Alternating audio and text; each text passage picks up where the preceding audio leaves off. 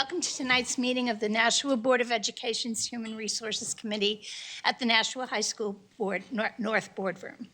It is 5:41 and it is November 27th, and I'm calling this meeting to order. Could we have a roll call for attendance? I'll do it. I'm taking notes. Ms. Johnson? Okay. Present. Ms. Oden? Here. And Ms. Gilio? Here. Thank you. Also present tonight are Michael Baus and Dr. Andre. And we have 3 items on tonight's agenda. So the first one is an update of a human resources position. And I'm sensing that there might be some questions on the proposed update. Would anyone like to speak to that? This is on the elementary special education coordinator. Yes, exactly. Yes.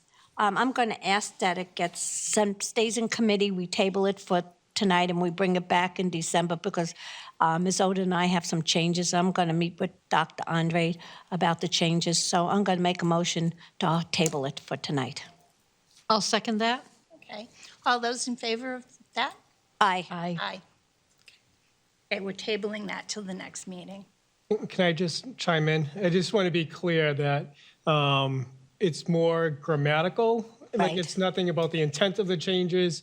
It's really going through and providing more clarification on what laws specifically ensuring that there's more collaboration between central office and the building principal. So it's that that's the reason why we're pulling it, not that we're opposed to the position or anything like that. So, Right. okay.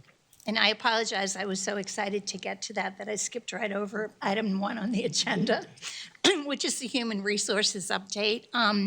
Tonight's update we've just got a recent update that was brought to us this evening. We all have a copy of it. Does anyone have any discussion on the 4 nominations and the 1 resignation? Are we all set with that? Okay, so could we have a motion to approve those? I move to approve the personnel recommendations of November 27, 2023. I'll second it. All in favor? Aye. And then I would like to share, because Mr. Baus has been doing a wonderful job keeping us informed of the status of job openings, and I would like, for the record, that we now have 121 total job openings. 34 of those are teachers, 13 at elementary, 15 at middle school, and 6 at high school. We are missing 50 paras, or we could hire 50 more paras. Food service, we have 21 open positions. Plant operations, which includes custodial, maintenance, security monitors, and crossing guards, we have a total of 14. Right now in administration, we have no openings, and for secretaries, we have 2 openings. Does anyone have any questions for Mr. Baus on this? I do want to add the plant ops. We only have, I believe it's 3 openings currently with plant ops. The rest are really crossing guards and so the number's kind of blown up there. Okay, so the 3 are plant ops.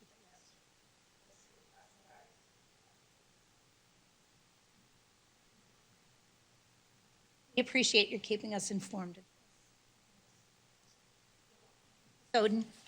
Yeah, I have a question. On the original recommendations, we had an automotive person for, I think, as a continuing sub, and I don't see it on these personnel recommendations. Did we lose that candidate? We did. He showed up for a week and realized teaching was not for him. Oh, okay. Appreciate Better to his find out honesty that it's not for everybody, so. He was too tired. Wow. Are there any Automotive joke. Are there any other items that we need to discuss tonight? We're all set for our later full board meeting. I'm looking for a Motion to adjourn. second. Second. Okay, we both seconded. All in favor? Aye. Aye. Thank you.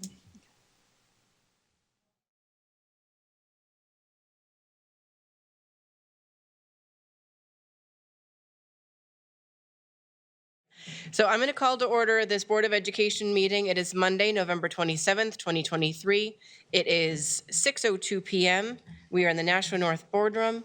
And Ms. Lampier, can you please do the roll call? Oh, sure. Ms. Darling? Not She is not here tonight. here. Ms. Raymond? Here. Mr. Claffey? Here. Ms. Brown? Here. Ms. Oden? Here. I'm here. Ms. Johnson? Present. Ms. Bishop? Here. Ms. Gilio? Here. And our student board members, Dante Here. and Warren. Here. And tonight we have Dr. Andrade, Mr. Donovan, and Mr. Bosco. Thank you. Thank you. And when you are done reading the prayer, Ms. Gilio, you want to lead us in the Pledge of Allegiance? I will be happy to. Okay. Almighty God, we have the high honor and the serious duty of managing the educational institutions of our beloved city. In our common endeavors, may we find a spirit of unity and understanding, which will enable us to face our multiple problems with an objective mind, with justice and charity for all, so that any and all decisions made by us will be for the betterment and greater happiness of all of our fellow citizens. Amen.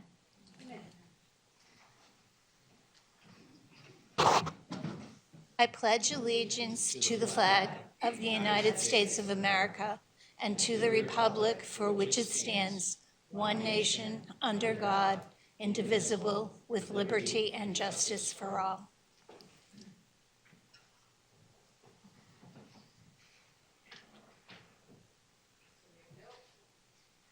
We are jumping right into the agenda with no recognitions or presentations.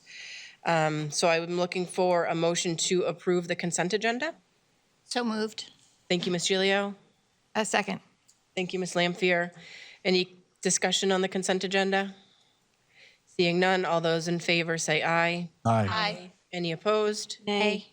Motion passes.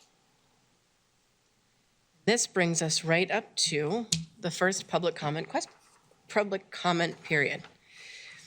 Okay. So the first person up is Andy Otaka.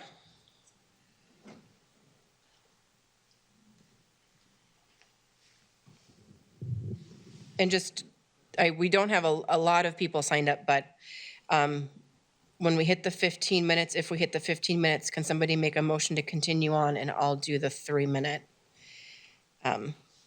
stopwatch. So I'll make some really uncomfortable eye contact with you if we hit 3 minutes. I'll be quick. Okay. Is the recorder on? I put it on.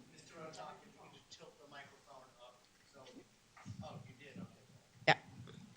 Okay, thank you. Thank you, and I'm Andy Otaka, 39 Lutheran Drive, 9th grader here at North, 7th grader at Elm Street, and I've had the privilege of teaching in Nashua. This is my 21st year at North High School. From what I understand, we're considering getting rid of levels in the middle school. I would strongly advocate against that. Every kid in Nashua deserves a great education, all of them, wherever they come from, however they come to us. But that doesn't mean the same thing for every kid. We have kids in our middle schools who read at a kindergarten level. We have kids in our middle schools who read at a collegiate level. Putting them in the same classroom together serves none of their needs, as a matter of fact. I've talked about differentiation. I've heard about that many times in my professional career. I have significant professional doubts, and I have doubts as a parent as to the benefits to my children and every other child if you take every kid and put them in the same classroom. And I think that kids are more comfortable oftentimes, especially as they figure things out at the middle school age when, life is a bit of a rush, that certain kids come into middle school ready to work with the skills that they need. Others will acquire those over the course of time. Every kid who wants to take an honors track should be allowed to take an honors track at the request of their parents. They should be allowed to move, but we should keep the tracks. Because I also think that if we get rid of the tracks, we are taking some of the kids who are our best performers, and they shouldn't steer the ship, but they should also not matter, and telling them that the excellence that they can achieve by being pushed no longer matters. And that pushes them to other educational opportunities outside of the ones that we provide in Nashua. Last thing I would say is I completely appreciate the efforts that you all put together every week. Late meetings are not my thing, but thanks to you for what you do. Thank you. Thank you. Next is Gary Huffman.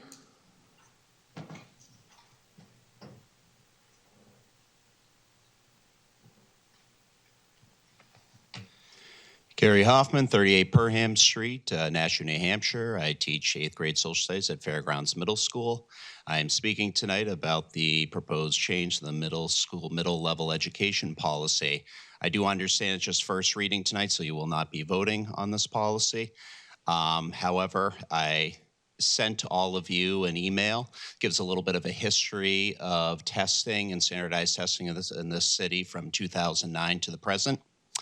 I attended the policy committee meeting where this was first brought up, and administration brought up some standardized test scores to make the claim that we should change this policy.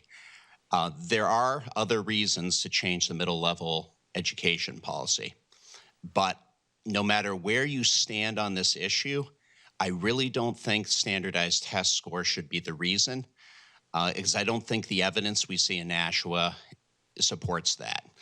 I looked at 8th graders at Fairgrounds Middle School because that's where I teach. I understand it the best. Back in the kneecap era between 2009 and 2014 in reading, Fairgrounds 8th graders scored between 77% proficient in reading and 86% proficient in reading. Those are pretty good scores for those 5 years. And in math, it was 59 to 71%. So those are pretty solid scores. And then in 2015, we made the change to the Common Core standards and then replaced the kneecap with the SBAC. My school had a chance to preview it. We had huge concerns about it. We were so concerned about the SBAC test, we didn't think it was developmentally appropriate. We didn't think it was fair. So we actually sent a letter, our former principal, John Nelson, sent a letter to the state about it. The Nashua Teachers Union put out a statement about it. And in fact, even in the Los Angeles convention that summer, AFT almost pulled their support from the Common Core state standards. It was a very close vote because of these sorts of tests. And when they ended up taking the test, surprise, surprise, our scores at Fairgrounds plummeted by 30 points. And they also plummeted statewide. It wasn't just Fairgrounds Middle School. It wasn't just Nashua. And, it wasn't like there was a particular subset of students. It wasn't like the 7th graders that year were scoring really low. No, they were at 77% reading on kneecap. And boy, they hit like 46% on SBAC. So several years went by, the state decided they didn't want to do SBAC anymore because even Frank Edelblue realized that the test might not be fair. We switched that, went to SAS test, the SAS test, and the scores continue to go down. They went even further down. I don't know why we keep adopting more and more challenging tests. We keep telling our kids that they're not literate when I think they are. The old kneecap test showed that our kids are pretty proficient. I think the problem here is I think it's really the tests. If you do want to increase test scores, though, that cohort of 8th graders that Matt Posca talked about, we looked at the data, over about 45 of the kids out of 186, they didn't even take the test. They opted out. For me, most of them were our better students, actually. We also took the test like second week of June. That's a terrible time to do standardized tests. So, if you want to improve test scores, figure out ways to increase incentives for students to take the test. Don't do it the second week of June. That's the worst time to take it. And also, in grain of salt, these standardized test scores, largely they show the education level of their parents. Ibram X. Kendi said that. So, keep that with a grain of salt. As for this change with the middle level policy, if you do choose to do it, please do it for the right reasons, not standardized test scores. Please do it slowly. Start with the 6th grade. Don't unveil it all at once. Communicate with the parents. This is an enormous change. We don't have a lot of time for professional development. All right, and those are my comments. Thank you. And please take a look at my report. I know you got a little bit of time before you vote. Thank you. Andrew Tall.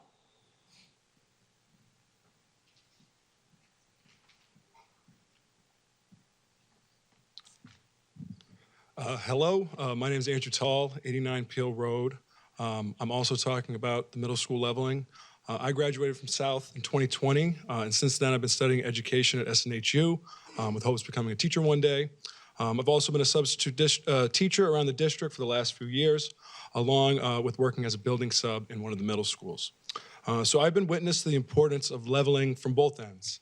In upper elementary school, I remember not feeling challenged enough in class, which led to boredom and disruptions. Once I got to 6th grade, I found myself placed in all extension level classes.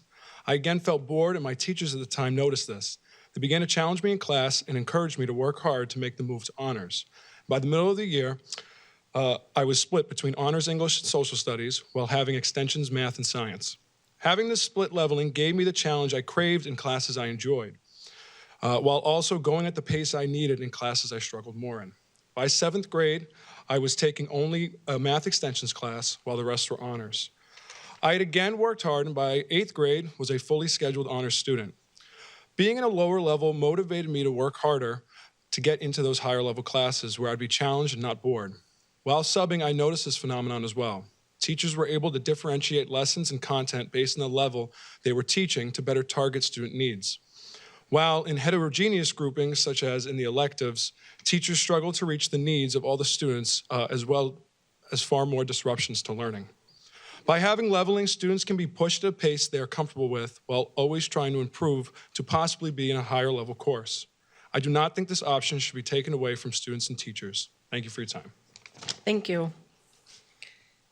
John Michael Pearson.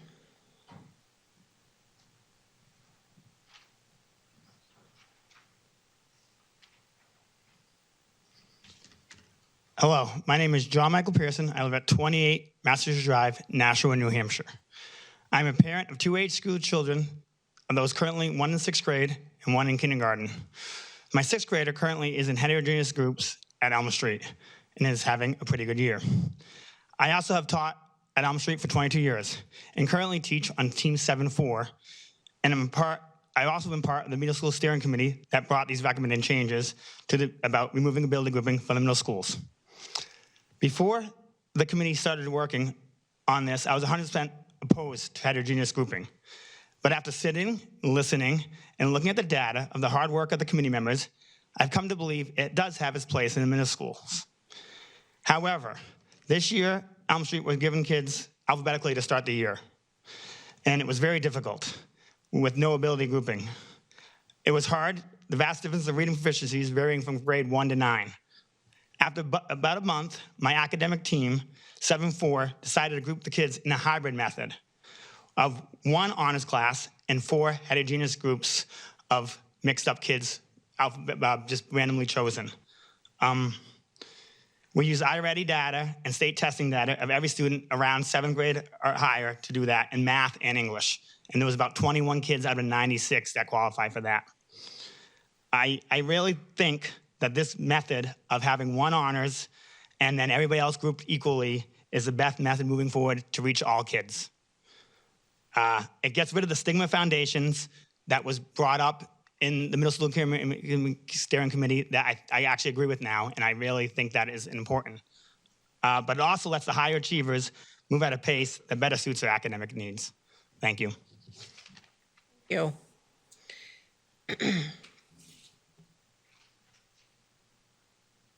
Susan Guidici?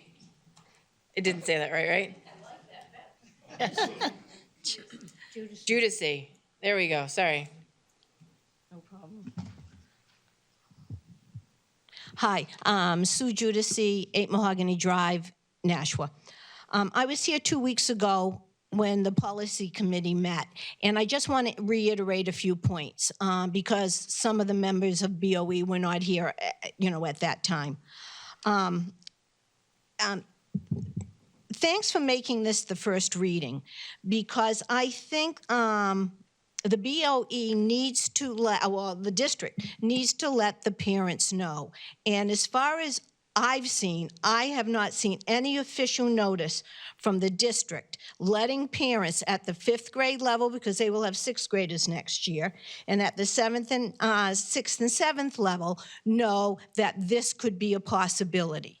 So we talk about transparency, let's be transparent and let those parents know so that they can write in or show up at the meeting or whatever the case may be, because I think that is very, very important, and I don't think that always happens. Next, I also talked about you need to have an infrastructure to be successful. And I think sometimes Nashua doesn't always have the infrastructure.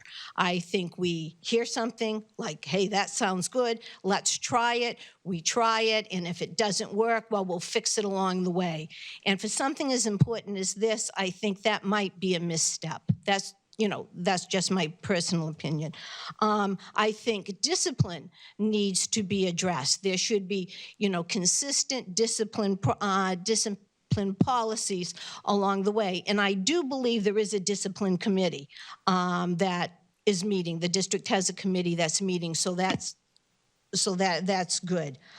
And the third thing was, I think that for an infrastructure, I think if you're going to be really heterogeneous grouping, and I'm talking with 10th grade reading levels in with 2nd grade reading levels, you are going to need help in the classroom. The teacher is going to need help.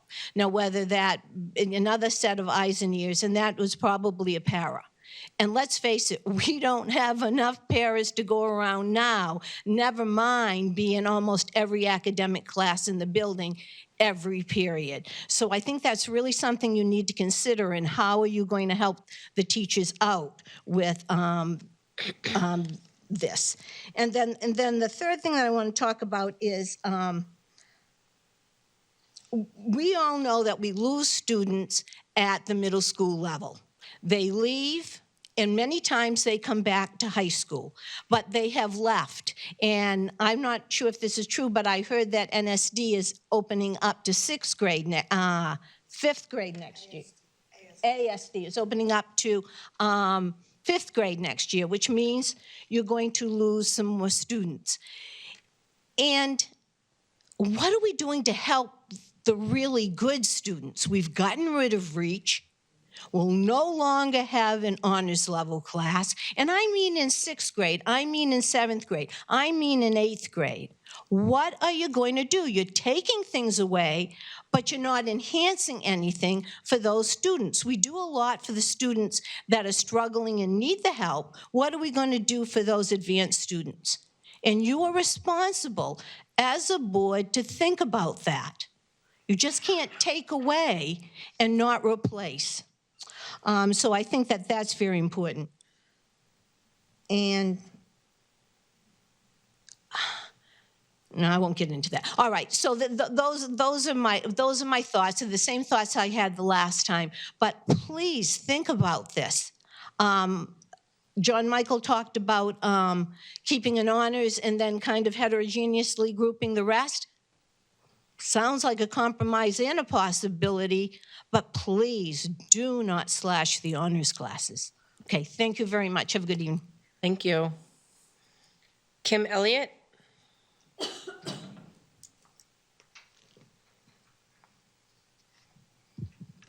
Hello, I'm Kim Elliott. I'm a teacher at Fairgrounds Middle School. I'm a reading specialist and the curriculum liaison for the English department at Fairgrounds Middle School. I'm on the ELA steering committee and the middle school steering committee. I started working in Nashua in 1997, and I've taught every grade level except for preschool.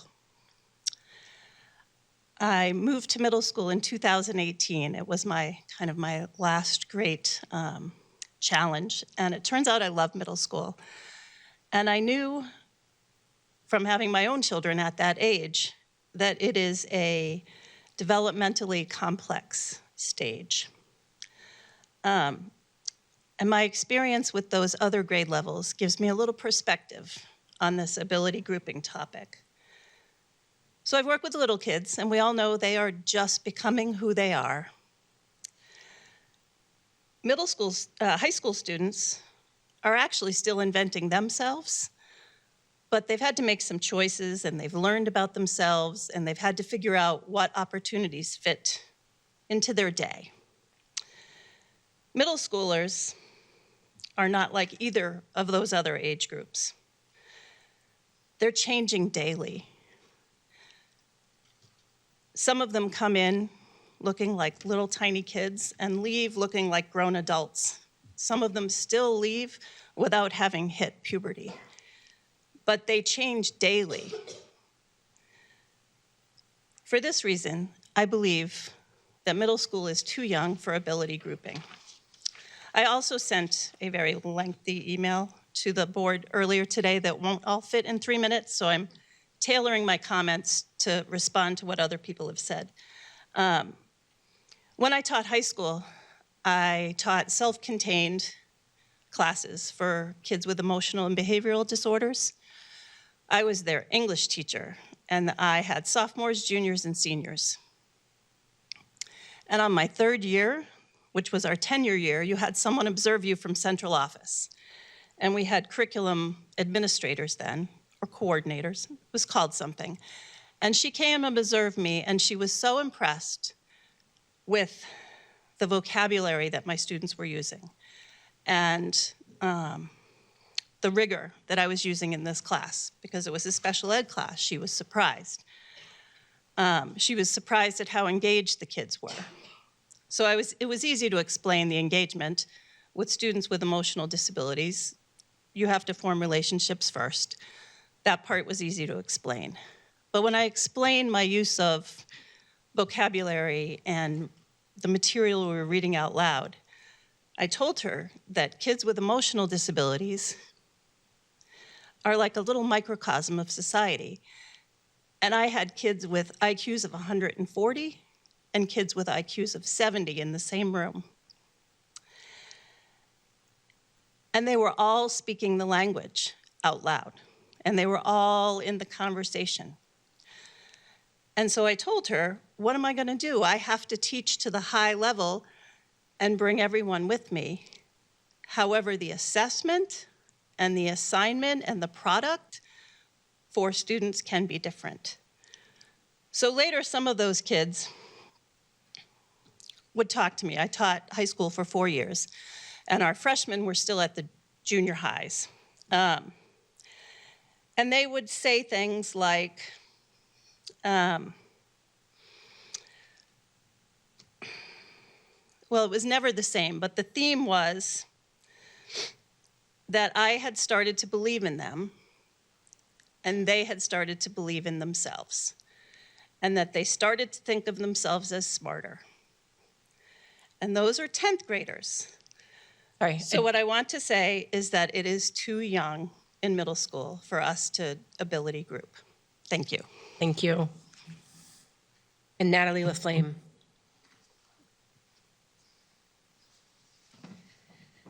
Natalie LaFlamme. I live at 22 Deer Haven Drive, and I spoke the last time too. This is maybe not for you, but for many of us, this has been literally going on for the 18 years I've been in Nashua, the discussion about leveling. I've heard a lot throughout the last time and then tonight from esteemed educators, parents, talking about, I think this, I think that. Okay, but the research says otherwise. The research is abundant, and it's good research. It's research that's been validated and that has been vetted. I have yet to hear or see from my esteemed colleagues when I've asked, if you have research that says leveling is bad, or leveling is not bad, I'd like to see it. Haven't seen it yet, okay? When you're making the decision, I would just ask you to consider a couple things. Consider the research that has been done throughout the United States and is abundant about leveling at the middle level hurts kids. I would like you to listen to the people that have come and spoken to you that have done it both ways. that in their years of teaching middle school kids have done it leveled and have done it not leveled. And almost every person I come across that has done it both ways has seen that not leveling is better for kids. Our job is to teach and expect high quality education and expectations for all of our kids. If we get rid of leveling, I am not taking anything away from my high performers.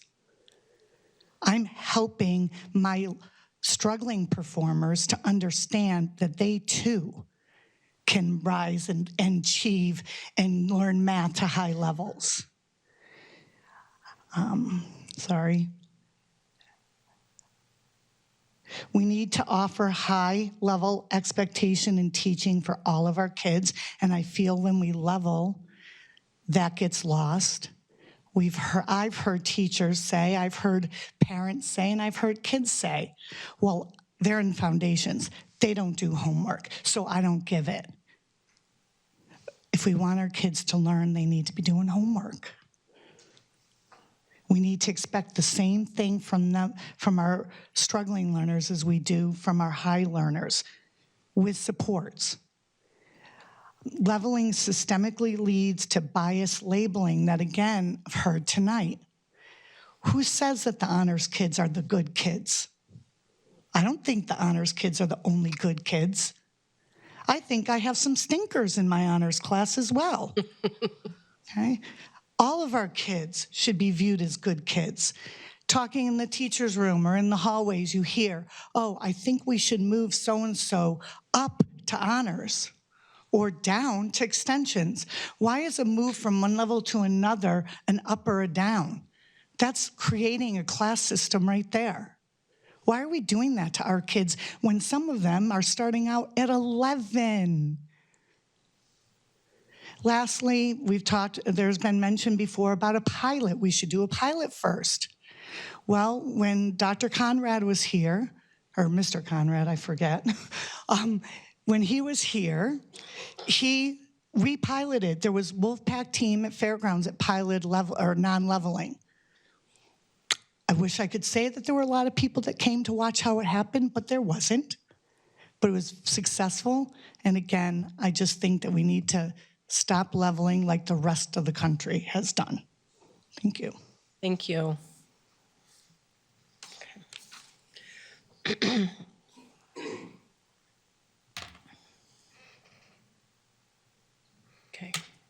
We appreciate everybody coming and sharing their comments. Now I will turn the floor over to Dr. Andrade for superintendent's comments. Thank you. Good evening, everyone, and welcome back from the Thanksgiving holiday. I have some great news. Last week, Ellie Lively, a fifth grader from Bicentennial Elementary School, was named the 2024 New Hampshire Kid Governor. Her appointment was announced as a surprise to her in front of her cheering classmates, her teacher, Mr. Mahoney, and Ms. Dwyer, her principal and assistant principal, and her proud family, her parents, her siblings, her grandparents, and her uncle.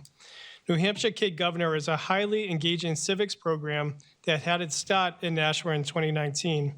Lola Gilinelli was the very first New Hampshire Kid Governor. At that time, Lola was a fifth grader at Sunset Heights Elementary School. Ties to the program continue. Just last year, Jordan Sigya, a former fifth grader at Bicentennial School, served as a member of the New Hampshire Kid Governor Executive Council. The Kid Governor program immerses students in learning about the state government, elections, and voting, and civic participation through a very real election for the state's Kid Governor, timed to be in sync with the annual November elections. Ellie will devote her year promoting her campaign platform, leading added efforts to mobilize students to take actions to address animal abuse in New Hampshire. Ellie will serve a one-year term, which officially starts in early January with her inauguration at the State House, where she will be sworn into office by taking the oath administered by Chief Justice of New Hampshire Supreme Court in front of the current governor. Again, congratulations to Ellie and best of luck with your administration.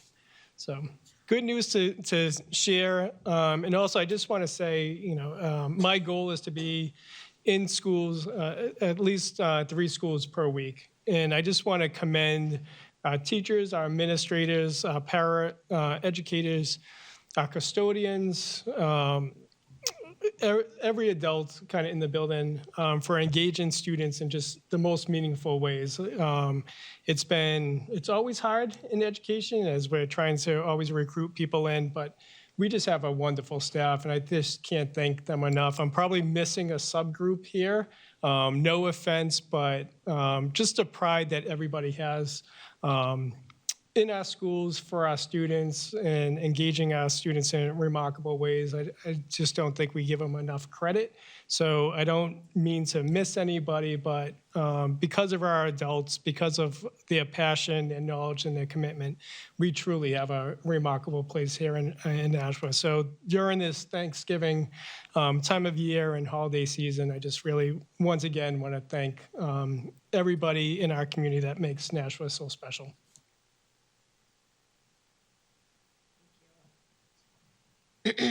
Board member response, I'll start over here with Ms. Raymond. Thanks for bringing that to us. That's fantastic, and congratulations to the next kid governor. Mr. Glaffey? No comment. Ms. Lampier? No comment, thank you. Ms. Brown? Congratulations, Ellie. Johnson? Yes, I'd like to congratulate Ellie, and it's a great cause that she's working for. I mean, more people should take a look at animal abuse and adopt more animals, especially this time of year. They need a home also. Thank you. Soden? Gilio? I'd like to congratulate Ellie. I had heard about this a couple of days ago. I think it's wonderful. And I also thank Dr. Andrade for thanking everyone, because I think sometimes we sit here in front of all of you and you don't realize how much we appreciate what you do.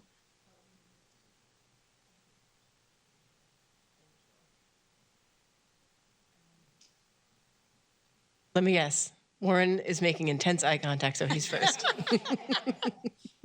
Yes, correctly. Good evening, everyone. For the past few months, the Nashua North Student Senate and myself have been working on a new dress code. We have come up with our final draft and are sending it onwards to the South Student Senate. Hopefully, we can all work together and create an all-inclusive dress code that works equally for everyone. On regards of the potential leveling of middle schools, I think Dante and I have a unique perspective on this issue. We have both recently been middle schoolers in the Nashua system, and with that, I think our opinions carry a little bit of weight in this situation. I think we can all agree that if in high school we put AP students in the same class as foundation students, that is not going to do any one of those students justice. I think it would be an extreme clash within the classroom. With my AP US history teacher sitting in the room, I can't help but think of that class and how if it was an equal system, that would destroy the learning environment. While I am fully aware that high school and middle schools are different, I imagine that the same would also be seen at the middle school level. All in all, I am against the idea of fully leveling every student and getting rid of the honors track. Tonight, I also want to give out 2 shout-outs. The first of one is to all personnel associated with the musical here at Nashua North, ELF. You guys are putting in a lot of work, and I'm quite excited to see the finished product.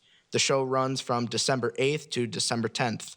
I also want to shout out all class officers and student councils who helped coordinate the homecoming. You wouldn't believe that we were in the cafeteria because of how beautiful it looked. Other than that, I hoped everyone enjoyed their Thanksgiving and especially enjoyed their time off. Thank you. Thank you, Warren. Dante? Good evening, everyone. I hope you all had a restful and relaxing break. Just a few updates. Winter sports, they started today, or most of them did. So yeah, that's pretty exciting. And then an update for seniors, make sure you fill out the mandatory cap and gown sizing form by December 11th. That's in your Google Classrooms, and it's important so you know, so they can order the correct gown size for you for graduation. Another thing, there's a craft fair happening this Saturday from 9 to 2 at South. I believe it's hosted by the Athletic Boosters, if I'm not mistaken. So definitely check that out if you can. That's 9 to 2 at South this coming Saturday. And then early release will be happening on December 13th.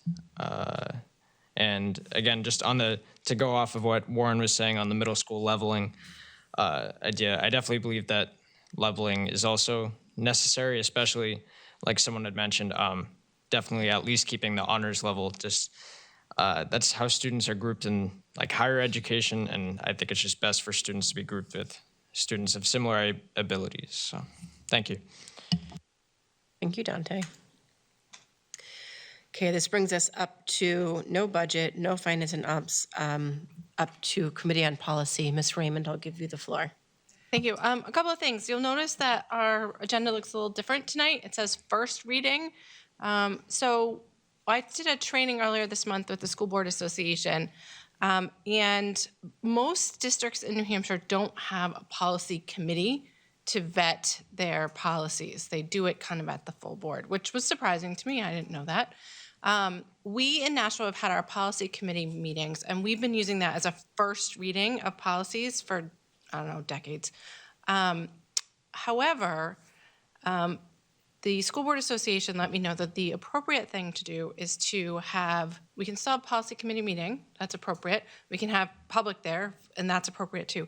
But we need to be putting our policies on for a first reading at the full board and then a second reading, so that the public has ample opportunity to read the proposed policy and come with comments if they want, so that we don't rush things through. So instead of waiting till January, we figured since we had a big policy this month, we would just start it. So the idea being that the first reading is for like a public hearing. Public can come, give comments. The board could ask questions, but the executive discussion at the board level of the policy would wait until the second reading. So this policy will come back on the 18th when we meet again, and at that time will be the time for board members to comment and vote. We've not done it before, so it'll be an interesting thing. I don't have feelings about whether or not we should discuss it both times or not. I just want to make sure that we give the public those two opportunities to comment before we take a vote. That's it. Sounds about government to me. I think it's fine. Ms. Johnson and then Ms. Giglio. No, I was just waiting to. Okay. Usually, when you're on the Board of Aldermen, the first reading comes under new business, goes to the committee, then comes out of the committee, and then goes back to the board. That's the way it really should be. You do the first reading here, goes to the committee, and then from the committee with the recommendation comes back to the board. You should be doing that with the policy and also with curriculum, because those are the two big policy committees that really have information for parents and faculty to come in and speak about. But the first reading should always be like under new business, and then you assign it to the committee, and then it comes back out. Finance and ops, nobody really comes to, but if you're going to do it right, then you do them all that way. You know, have a system, make it consistent. Thank you. Yeah, and I think that's something that we'll have to look at is what's going to be the consistency from here on out. But I think we knew that you guys had a long discussion about it in policy committee.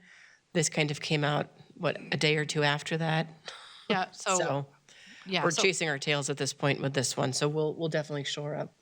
I think for me, I think it's just important that however we do it, that the policy, that the red line policy, the proposed changes that came out of the policy committee are what the public gets for the first reading. Because it doesn't make sense to give them the policy that's already on the website without redlining it, that happens during policy committee, to comment, because they don't know what they're commenting on at that point.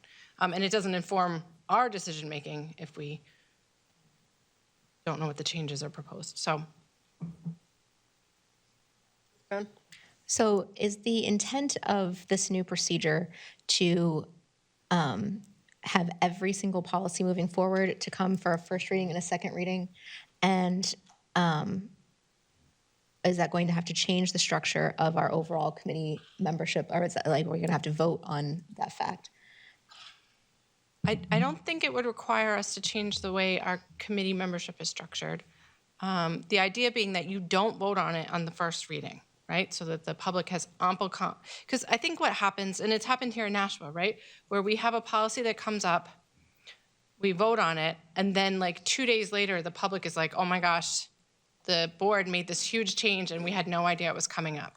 This way, it comes up once, there's that public notice that the change is going to be discussed. I mean, it comes up on policy committee, then it comes up on the full board meeting, which is what people pay attention to anyways. And then the next meeting is when we, as the board, take into consideration the policy committee recommendations, the 2 times we've had public comments, and then we can have our discussion and vote. So we're also fully informed. And so, to follow up on that, will we be taking recommendations from the committee, or will that be obsolete to have a recommendation from the committee moving items forward? Because if we're just going to be voting on it at the full board and be doing 2 readings and hearing our public comment in this process, is there really, what is the purpose of the policy committee? So the policy committee would still vet and propose to the full board what the policy committee is proposing. That doesn't change. The only thing that's changing is now we're offering 2 opportunities for public comment instead of 1. And I think that this is a pretty big change in procedure. I mean, from what we've been doing. I don't disagree that there are more opportunities for the public to understand what's going on, more transparency. I think it's vitally important. I mean, the reason I vote against the consent agenda every month is because I think that we should have verbatim minutes, because I think it would make it very much easier for people to go back and look back at the previous minutes from previous meetings and do find searches and look for what they're looking for. I'm concerned that this big of a change, it's going to add a lot of length to our meetings for curriculum, policy. I mean, if you want to be consistent, finance and ops, all that things, and there's a lot of things in there.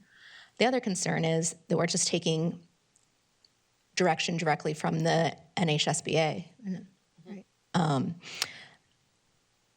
Rather than having a discussion about what we should do from our policy committee and from a board committee and from a City of Nashua committee or perspective moving forward, rather than doing it kind of just, we're not making this decision as a board on how we want to move forward with those kinds of things. And I think it's worth some discussion and worth some thought moving forward about how you really want to proceed from talking about how long it's going to take to discuss every single little item. So I don't necessarily think on this one that the New Hampshire State School Board Association guidance is ideal. I don't disagree with any of that, frankly. My main concern was how long is this going to take? What other districts do who have this, like Milford, for example, I went to Milford because they have a first reading and a second reading. Their first reading is just, hey, we have these policies. Our policy that we updated and will again says it's not about verbatim reading it, right? It's just to let the public know. So it's been on there twice. The idea being that if it says first reading, it's not for us to discuss it. It's for the public to be aware of it. And so we're spending time tonight because first reading is a new term that we haven't seen on an agenda before. But my expectation would be that in January, when we have the first reading of the December policy stuff, that we just say, hey, this is the stuff we discussed in policy in December. We wouldn't even talk about it. It would be like, it's on the agenda, but it's not a discussion item. And then the second reading, at the second meeting of the month, would be when we have our substantive discussion. Ms. Lampier, and then I'll come back to you. So we were looking at this policy in our committee meeting, and the way that I understood it was similar to what Heather described it as, that it's just first reading and second reading. It's just to let the public know. I didn't see anything in the policy as written to change the structure of our committee meetings or to change the structure of any of our other committees. I believe that it's of great value to have a small group discussion around our policy decisions because it gets into wordsmithing. It's a lot of detail and stuff.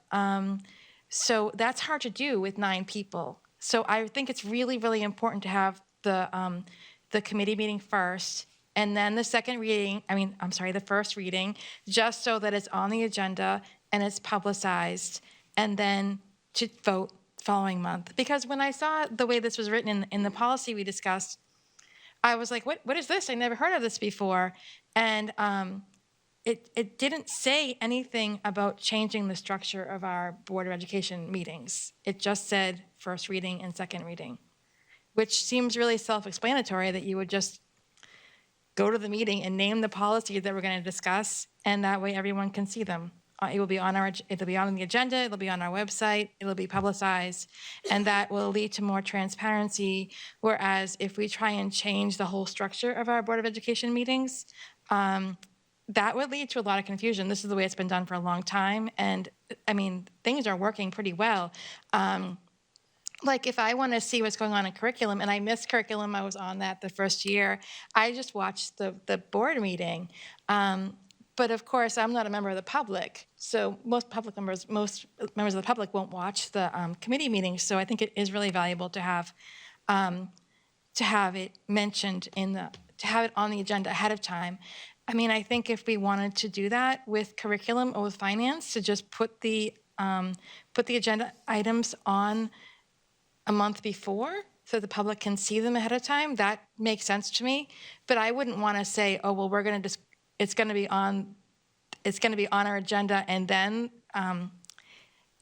we'll discuss it. I think that first discussion should be within the committees. So thanks.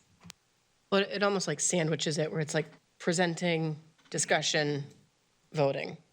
I think it's just out of whack right now because we only had one meeting this month. We only have one meeting next month. Sorry, go ahead. So I don't disagree that making a public announcement about what we're going to be discussing in policy and everything else is great, because I can't tell you how many times I've seen the committee meeting report come up 3 days before, and I'm thinking, why is that very intense policy sandwiched between a bunch of things that don't matter that I've never even heard of? I think that has happened many, many times. So I'm supportive of more transparency to the public. Tonight, I'm a little frustrated because we did not have any discussion that this is going to be not a voting issue. People came out this evening to try to advocate for their points of view. We've been getting emails all week. This is another time that this board has once again made a decision unilaterally without letting the public know what's going on until the day that they get here. We screwed this up. I didn't screw it up. Johnson? Actually, the board didn't make the decision. We got it in our packet. The decision was already made. And so I understand, because when I first came on the board, I think I mentioned, why don't we have a first reading and then send it to committee to discuss it? So then this way we have it here, rather than just sending it right to committee and nobody even knew about it on the agenda till after it came back. I mean, this cleans it up a little bit, but it's going to be a lot of cleaning, because now you've got to get into a consistent matter here, almost like mirrored off of the Board of Aldermen, because you're going to have your new business, which is usually your first reading. So this would become new business. It would be a first reading. But you have to have enough on the agenda for that night. Otherwise, you're going to load yourself up with the next meeting. So you've got to get this all these agenda items equaled out here. I understand with the public coming out, and we weren't supposed to vote on this tonight anyway. It was just going to be more of a discussion. We're not voting on the leveling itself, just on this piece of the policy. Am I correct, before you made this change? Because I think I'm listening to both sides of the issue here, which I normally do about this leveling. This isn't something that you just jump in overnight because parents have not been here to listen to this. And I don't want to make a change that's not going to be beneficial to all students here, because we talk about all students here. So let's really talk about all students and how this leveling is going to affect them and the family. Because you hear our students talk about the gifted, the honors, and then we have the extension and we have the foundation. And so, I don't want to leave any of these kids out in the cold here anymore, because when they are behind in reading, how do we get them? And this is a big big, huge discussion because as I looked at Mr. Hoffman's information and I read everybody's, and, you know, this one piece can change on the policy, the future of our kids. So, you know, I think a first reading is very good. I think it should be with really the core of our committees. And this is something that the board's going to have to figure out because it's not such an easy thing just to flip everything over. It's going to take time and work from administration to get these agendas so it's an equal playing field on all the meetings. Thank you. So I had actually come up, I had asked that we put first reading, so it's my decision, thinking that we could have this discussion on a big policy that is probably going to then, if it were voted on, there would be a lot of comment later on that we weren't aware of this and we weren't told about this. So I thought this would be a good opportunity for us to discuss the first and second reading while also giving people a second time to address the policy, but also just kind of condensing and do the same thing at once. Instead of having one discussion about first and second reading and then have people go, wait, well, we didn't do that with the policy on leveling. Why did you hold off on doing that? So I was like, you know what, let's just do it all at once tonight. We all know how I like to be separate agenda efficient. items then. So it could have been. It could have been, but the first reading policy, we addressed what, in October? When we updated that? September. September? But at that time, when we discussed it in September, I believed that, and I think we were in agreement. We had that discussed it The first reading was was during committee. and the second reading was at the full board. But the advice that I got at the training I went to a week ago was that it should be a first and second reading at the full board. And so when I got that, I emailed Dr. Andrade and Jen and said, hey, I just got out of this. And I think I copied, no, I didn't copy Mr. Posca, sorry. And said, I just got out of this training. This is what he said. Here you go. Okay. Any other comments or questions? So if, as you're rereading the policy and the changes, obviously if you have questions, feel free to email us. We'll reach out to administration, but we'll be allowing for another public comment at the next meeting where we will be voting on this. We'll come up with like a calendar. We'll come up with a way to really see it in the future.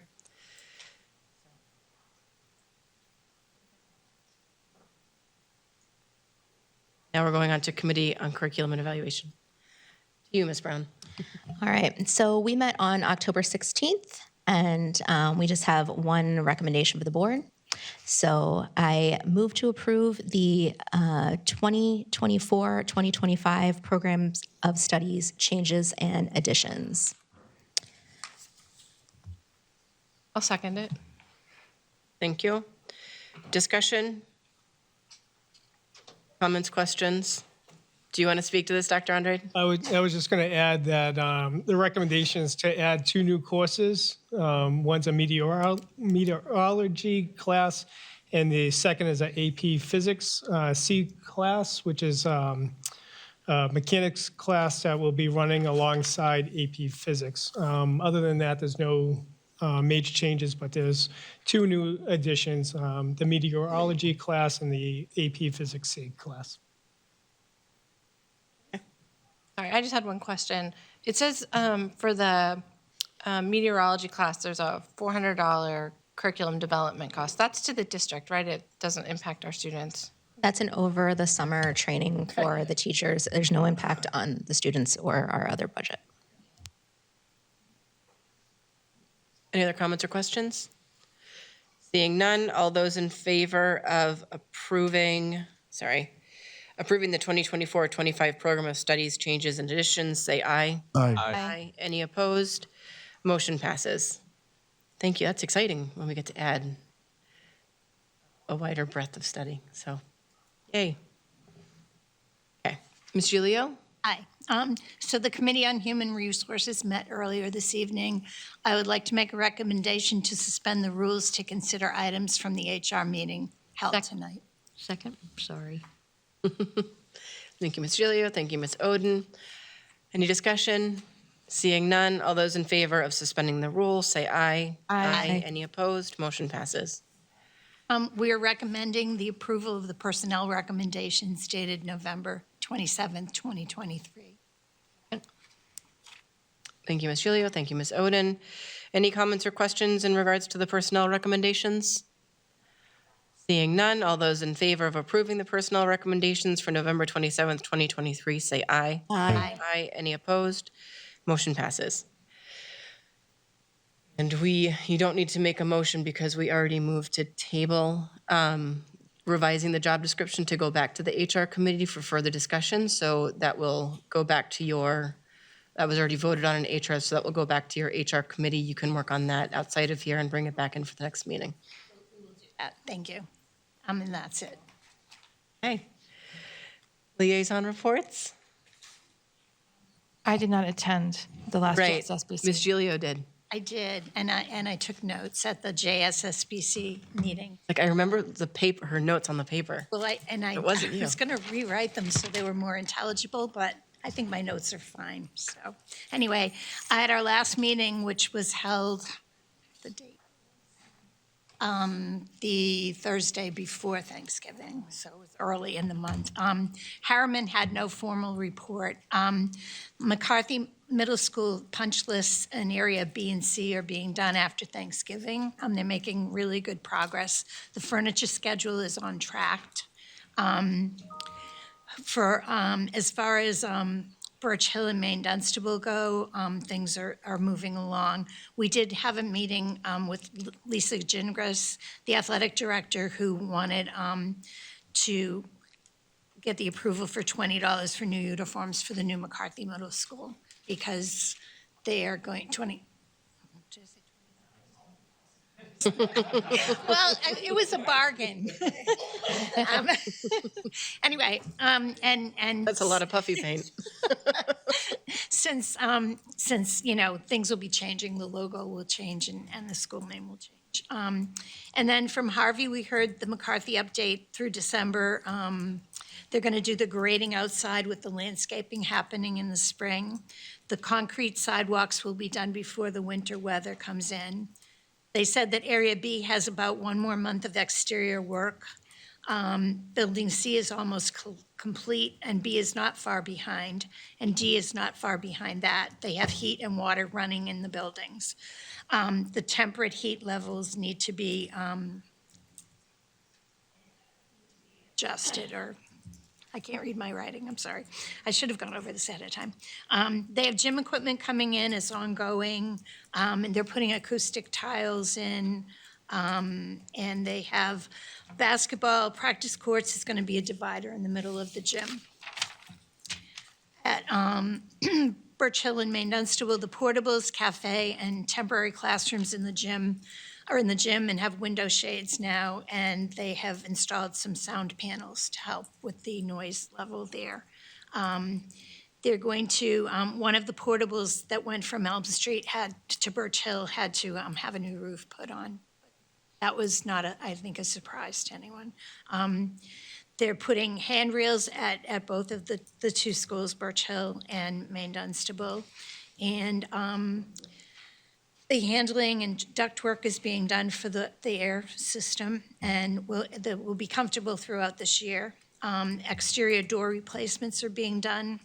They're on schedule and for a January, February punch list as to what we're up to date with those two elementary schools.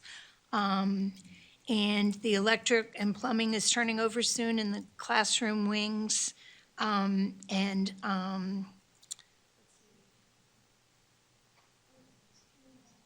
That might be it. Floor refinishing is going to happen on schedule, and Franklin Street is completely done. Thank you. Okay, no unfinished business. All right, Ed Council. Oh, yeah, go ahead. I think Dottie had a question, though. Yes, I have a question from Joint Special. I was on that committee 2 years ago before we had voted on building McCarthy Middle School. And the people that were at that meeting were the neighborhood people from Cherrywood. and they were told you would not be able to see that school really from their neighborhood. And I've gone down there, and you do see that school. Yeah, you It do. is, so I'd like to know, are they planting large trees close together? Well, you know, no, it's, I just want to know if they're going to address that issue, because when you go down Cherrywood, it jumps out of the sky. And I think that's unfair to a lot of the people that live there and were told something different from what they're seeing. Oh, I can address that. I think that I might be a gigantic thorn in Alderman Dowd's side at this point on that, because I bring it up a lot. And I bring up the plantings a lot. There are some evergreens that he's planted. He had a plan to plant some Bartlett pear trees, but those are invasive, so I kind of freaked out about that. So now it's going to be serviceberry trees, but I still don't think that those are large enough trees. So my hope is we can get some elm and some oak in there. So I've been bothering Sean Smith and the architect as well. All I can say, in fairness to those people that live in that neighborhood, I think Joint Special ought to be doing everything they can to mediate the problem. It is just nothing like those people were told at that meeting 2.5 years ago at Maine Dunstable School. Thank you. Oh, Ed Council. So Ed Council is, it only meets 4 times a year, and it's an opportunity for representatives from each level of education to meet directly with the board members and the superintendent. I went this time. I think we rotate. I don't know. I haven't been in a while.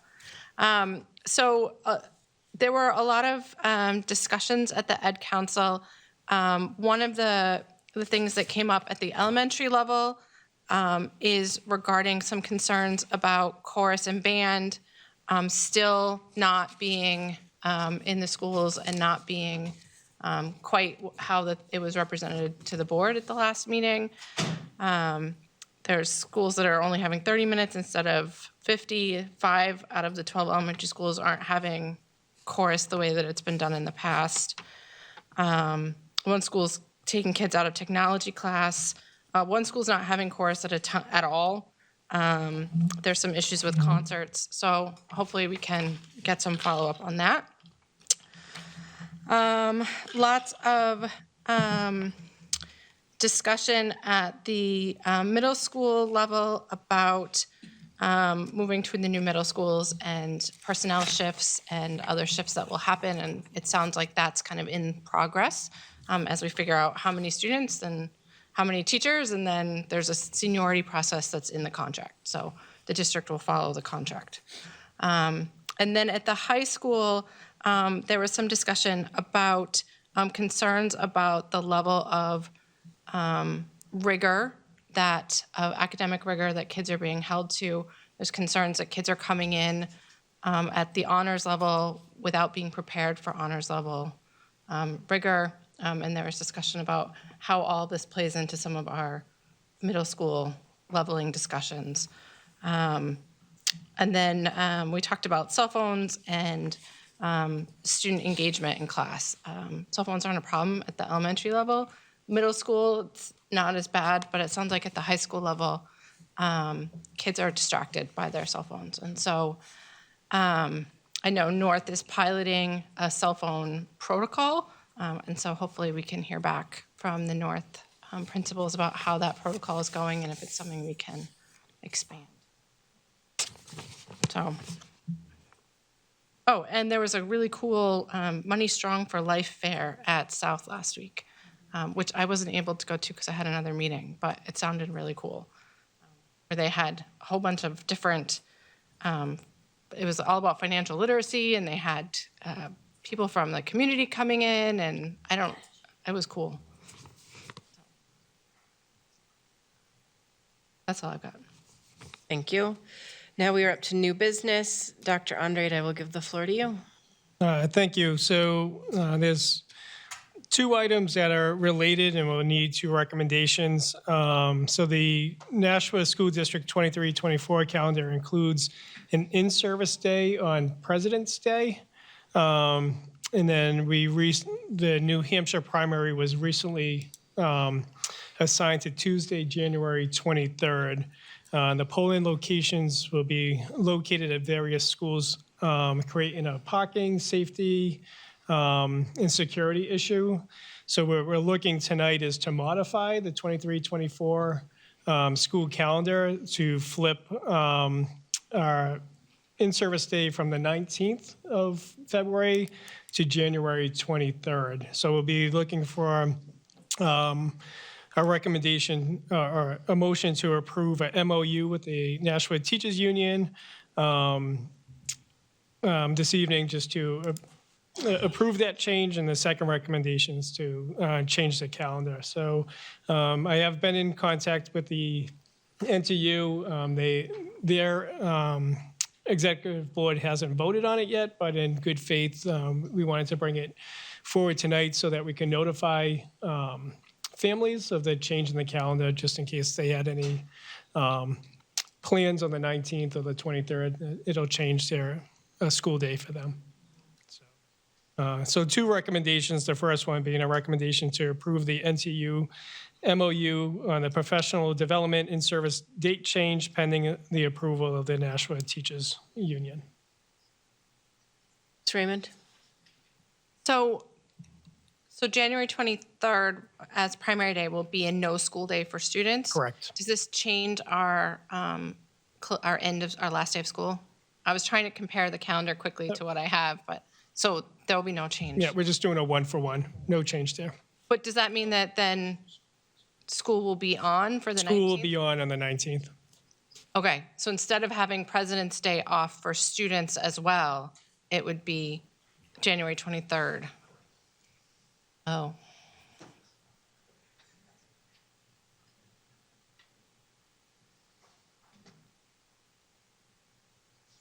I always just add a day at the end of the year. No, I'm I don't sure want to these do guys that would love either. that. And I'm looking, it's not the week of vacation, but it is a federal holiday and a lot of parents have that day off.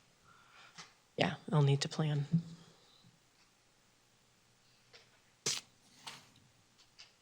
Any comments or questions? Oh, I have a question. Lampier? Is this something that's been done before? The New Hampshire primary comes up pretty often, and I'm just wondering if there's a history of having the kids and the teachers come to school on President's Day when we have a primary. But we usually know primary day before school starts, so we can plan for it. This year it was delayed because of, I don't know, chaos about. It's just a different kind of President's Day. Well, it's a presidential primary. It hasn't been made yet. So in Right. one way, we're still being presidential on January 23rd. Brown? So I move to approve the professional development in service date change pending, and the memorandum of understanding pending the agreement from the NTU. I'll second. Guys, any more comments or questions? Bowden? So this is going to affect parents who work, who might have to work that day and have nobody to watch their kids when their kids are home.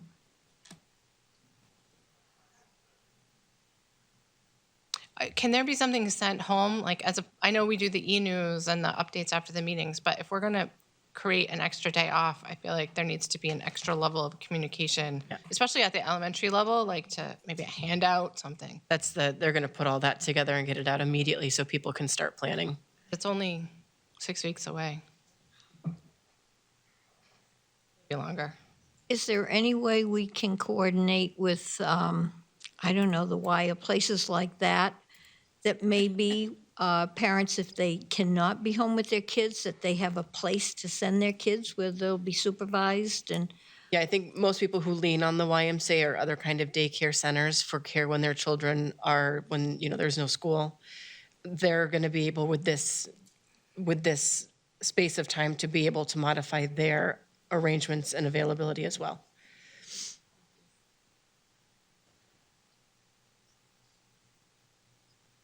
Okay, seeing no other comments or questions, all those in favor of approving the MOU for professional development and the in-service date change, say aye. Aye. Any opposed? Motion passes. This brings us up to approving. Do you need a second motion to change the school district calendar? Yes, This brings I'll us make up that to the motion. approval of the revised Oh, I'm sorry. 2023 school calendar. I move to approve the revised 23-24 school calendar. Second. Thank you, Ms. Johnson. Any more comments or discussions? Okay, so all those in favor of approving the revised 23-24 school calendar, say aye. Aye. Any opposed? Motion passes. And then we have information. Yep, so the last piece of information in the packet is just our official October 2023 enrollment numbers. In general, for the October numbers for 23-24, our official population is 9,772 students. That is down 143 students from last year. In 2022-23, it was, our official numbers were 9,915.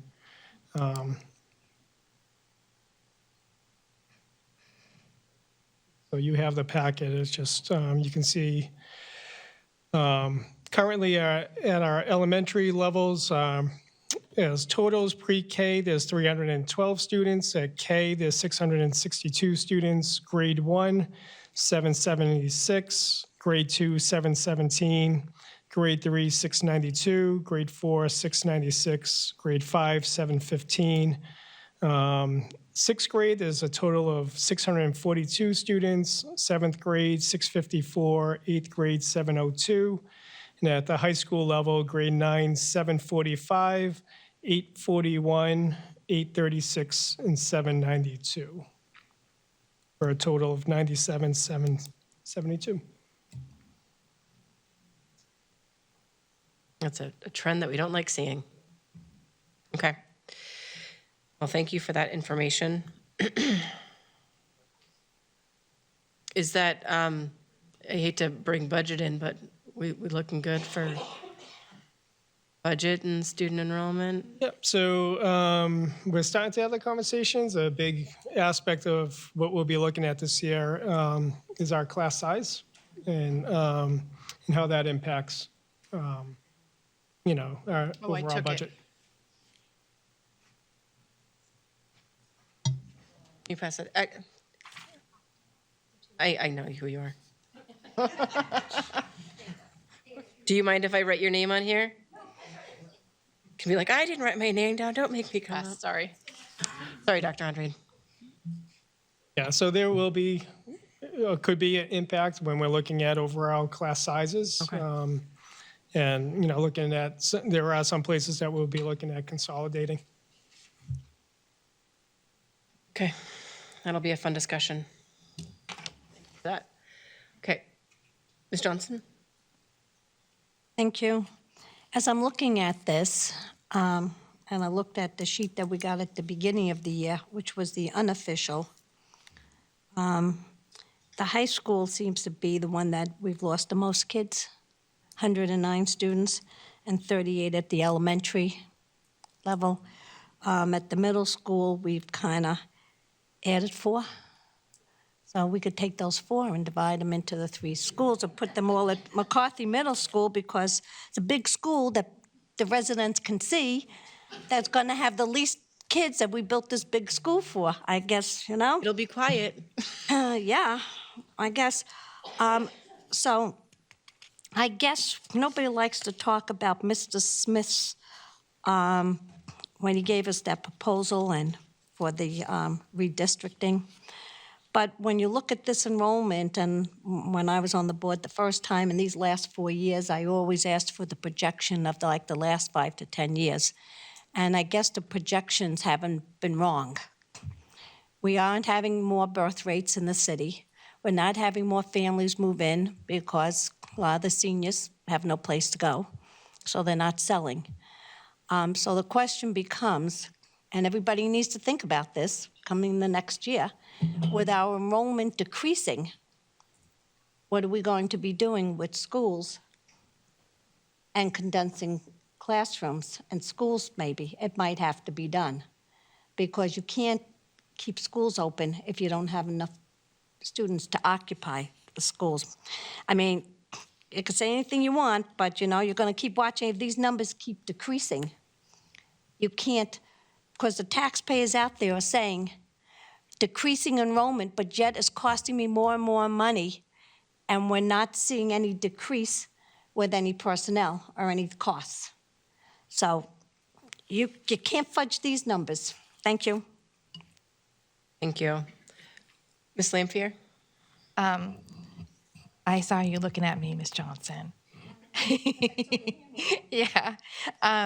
So I just wanted to mention that it's actually the big difference of 109 students less was at the high school, not at the elementary level. And we did not discuss closing a high school. It's only a difference of 38 students in the elementary schools, which is pretty, that's like 2 classes. Ms. Raymond?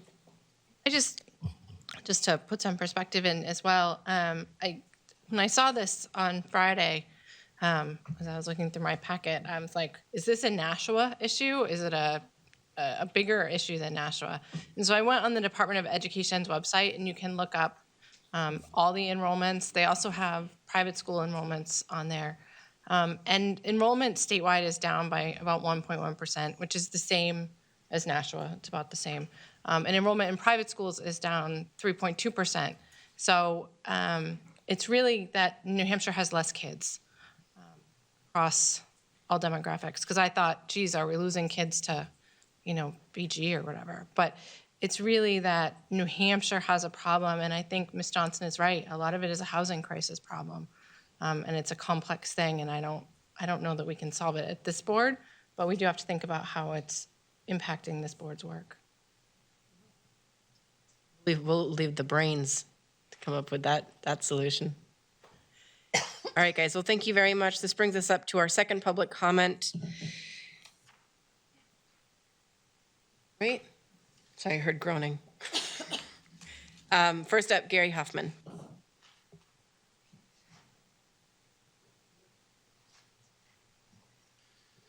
Gary Hoffman, 38 Perham Street. Before I talk about what I had put down, Regan had mentioned if any history with primary day in New Hampshire and schools being open. We used to have it open. I remember distinctly, I got to tell you, it used to be a real zoo. In 2008, in fact, during the New Hampshire primary, Hillary Clinton showed up at Fairgrounds Middle School unannounced with Chelsea. No, that's not the part. And we all came out and we waved, and one of our 7th graders threw a snowball at her and missed and nearly hit Chelsea. Secret Service came, and it was just, believe me, I had so many people show up, and it's just kind of a really chaotic day. So I understand why administration was interested in making this change. Oh yeah, there's a lot of snow. Well, it's February, well, this year, January. Yeah, he wanted me to get the Secret Service in trouble. It was a good learning lesson for him, actually. I wonder how old he is. He's probably about 28 now. Now I put down the first and second reading as the topic I want to talk about. I've been going to Board of Aldermen meetings and Board of Education meetings in this city since 2003, and Board of Ed meetings and in my hometown since the early 1980s. But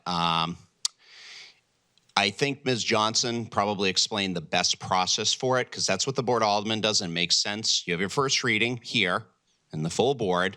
Someone refers it to the committee for closer study and revisions, and then you bring it to the full board for a second reading and a vote.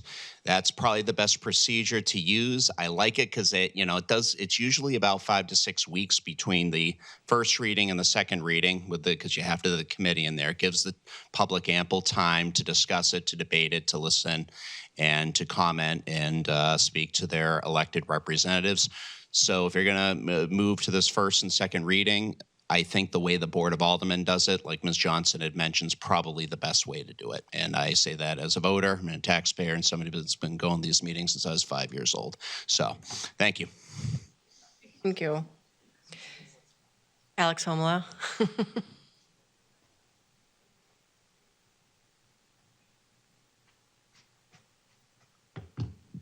Is that good, Jimmy? I don't want him to yell at me. Alex Samola, 6 Air Street. I just wanted to mention, I just looked at those numbers from the change in student enrollment, and I noticed that pre-K was moved to its own school for Franklin Street. But I would love to see a column that shows the school numbers, like with the pre-K numbers included, and then the difference. And maybe it was just because I just glanced at it quickly, but I didn't see that. Just to see that differential of how many students did each school lose to pre-K, but then how many, after the pre-Ks moved to Franklin Street, did they also lose? Am I kind of saying that right? I have a head cold, so forgive me. I also just wanted to note that I guess with this big election in January, we might have a change in the Department of Education, and thus the leader of that group. And so maybe we would, no, Heather's shaking her head. Term's not up, we're not that lucky. Just because maybe charter schools, would be changing and that view would be changing. So we might see some shifts in numbers. So just kind of throwing that out there as a reminder. But just notice the pre-K thing. That would be interesting to see those included. Okay. Thank you.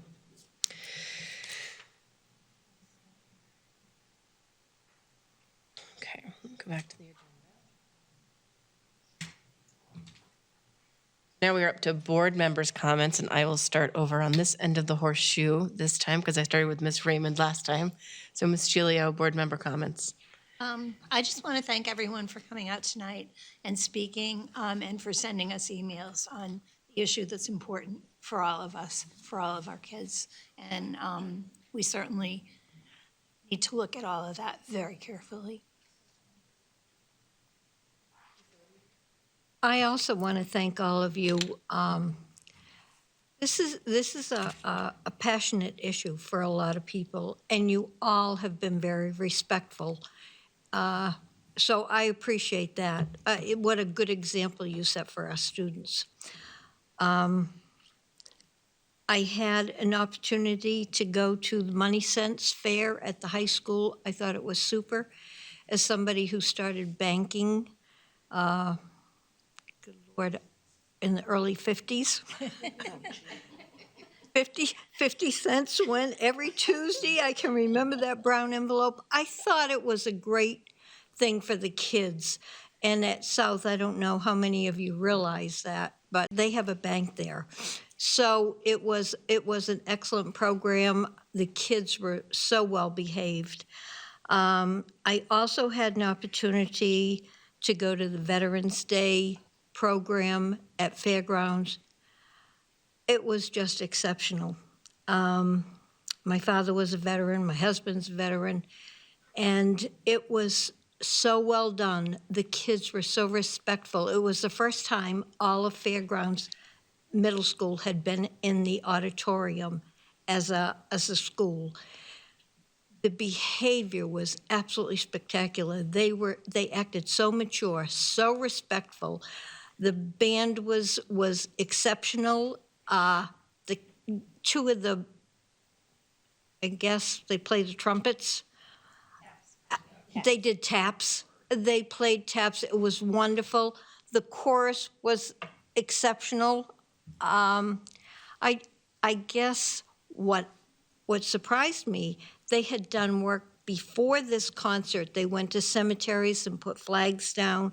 It really was an exceptional experience. But the entire school, the students, the staff, administration, all of it was just exceptional. So that was my good comments. We did receive an email today from the music teacher at Amherst Street that I think needs some work. I was surprised that the band has to meet after school. And, when I think about that, when I heard all the talk from Mount Pleasant that those students could walk to school, that was important. And having taught at Amherst Street, those kids cannot walk to school. They are bused. So I have absolutely no idea of how these students are expected to be after school for band and then somehow get home when there is no busing. And now 21st century busing is gone from what I understand. So that is a big problem. And I'm somebody who never had any type of a music lesson, an instrument, but I listened closely to those parents who spoke about the importance of music. And when you read about how that affects the success of students, I want to advocate for those students at Amherst Street and for the music teacher who's so concerned that we need to figure out a way to make music available to those students in school. So that's where I am on that. Thank you. Thank you, Ms. Oden. Ms. Johnson? First of all, I'd like to say, gee, Mr. Hoffman, I mean, we're agreeing on so much lately. I'm just like, I'm on cloud nine here. I can't believe this, you know?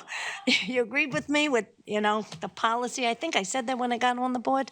Originally, it should be a reading 1 and a reading 2. I mean, it gives everybody in the community a chance to see what's going into the committees. And if they want to come to the committee meetings and speak on it, you know, they know about it. It's just not passing through quickly, you know, and I think that's a good change.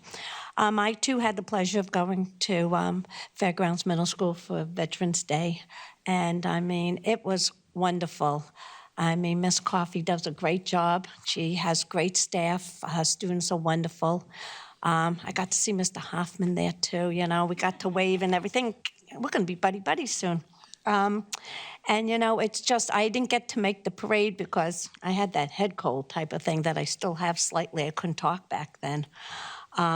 But there's a lot going on in this district. There's a lot, we've done a lot of improvements in this last year and a half, basically, and I could see this district starting to move forward here. Whether our students are in charter schools or parents are homeschooling them, we need to find out why are they exiting the system here. Where we're renovating all these schools and adding new schools, we don't want to have empty buildings. So that's a big thing, trying to find out where are our students going to. Housing, there's nothing we're going to change about it because there's still no inventory.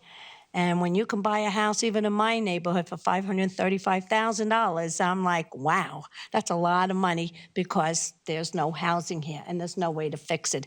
You can build apartments, but they're not going to come with the families. They want those homes, and they're going to go where they can find those homes. Like I guess we all did when we had young kids. We wanted the homes for our kids. A nice being in those neighborhoods with those streets where they can run around and play with a lot of kids.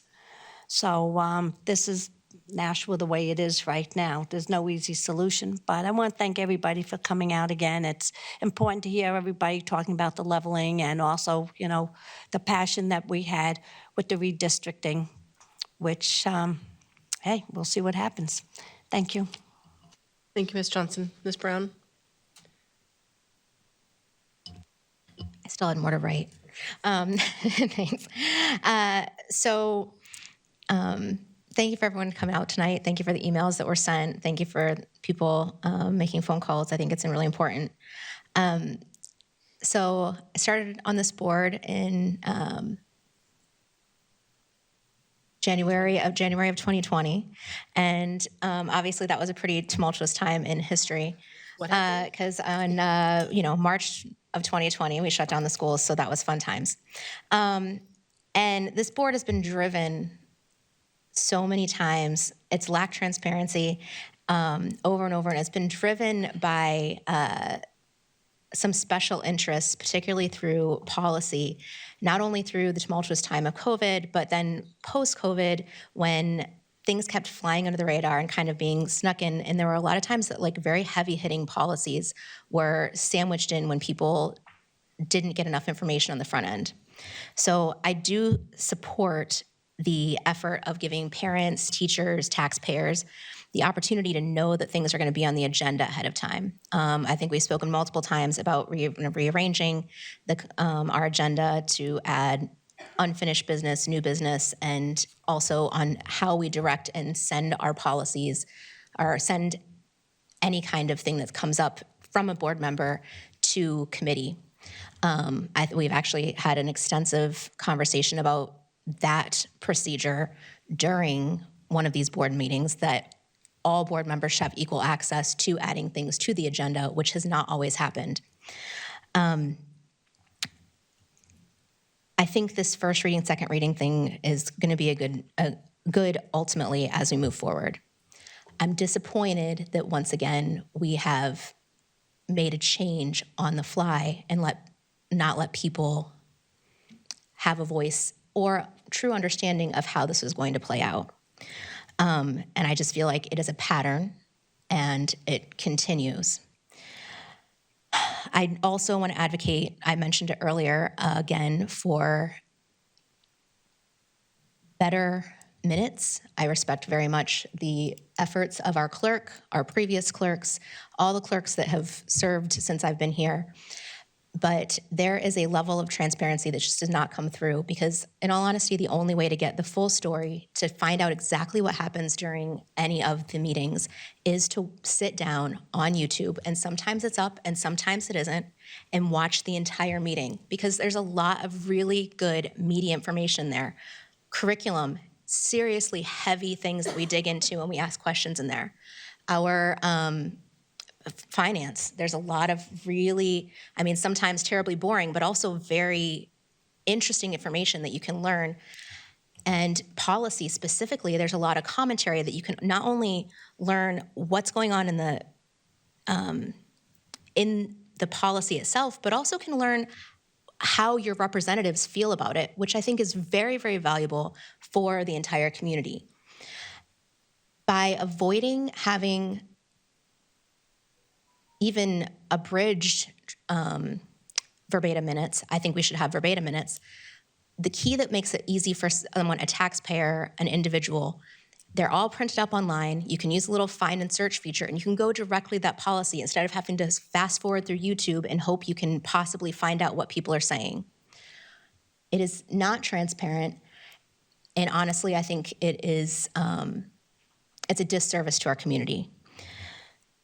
Now, I also want to make a comment specifically regarding the policy that was on here tonight, and I mentioned this during the committee meeting. I understand and recognize the importance of heterogeneous groupings. I think it's great to have models for what good grade level work looks like versus struggling students. We all need to work. I think it's great to work together. And I do agree with the destigmatization of having foundations, extensions, all those different types of levels. However, I do still believe that particularly if you have most of the students on a team and a heterogeneous grouping, you are still going to have students that are not served by that need more of a challenge. And I have a suggestion moving forward, because I don't know how much there's going to be more for discussion next time around. I think the title of honors versus whatever the other kids, regular classes versus lower level classes, it does have a certain stigma and a connotation. What if for that single group within that team, we called it accelerated? It would show that it's clear that we're using the same curriculum, where it's not a different curriculum, we're not getting taught anything different, but it's also clear that it's going to be more work and higher expectations. I think that maybe if we change the semantics around the issue, we could actually help destigmatize the honors level versus foundations level. Some students may opt out of it, recognizing that, yeah, you know what, it is definitely going to be more work, and it's going to be more of a challenge. So that's my suggestion regarding this policy. I don't know what the level of conversation is going to be next time around, because I'm still unfamiliar with the way this type of new structure is happening. That said, I want to congratulate our kid governor, Ellie Lively, and I hope everyone has a wonderful night. Thank you. Ms. Lamphere? So I watched the curriculum committee meeting today, And I was so impressed with the CTE teacher, Mr. Healy, and his students. Mr. Healy said that it was a machinist class.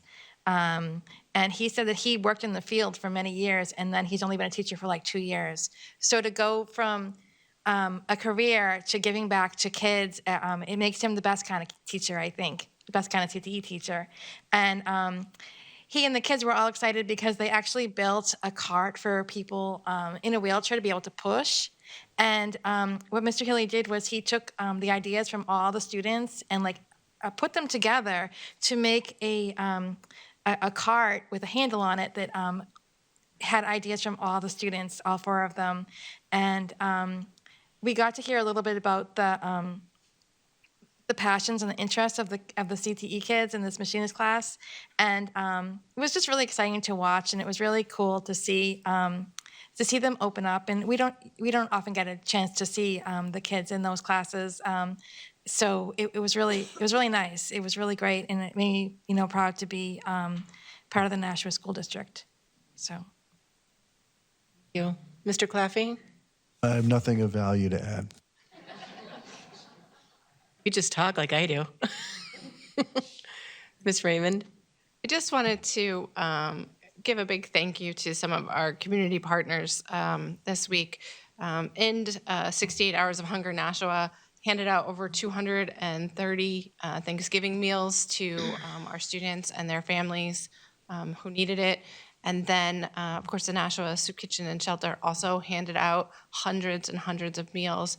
And the boys soccer team at Pennachuck and the boys soccer team at North were out on their day off before Thanksgiving, handing out Thanksgiving meals to families in need. And it's so nice to see our students getting involved in giving back to the community. And I just think that we're really lucky here in Nashua to have such great community partners who make sure that our kids have what they need when they are when school's closed for most of a week. So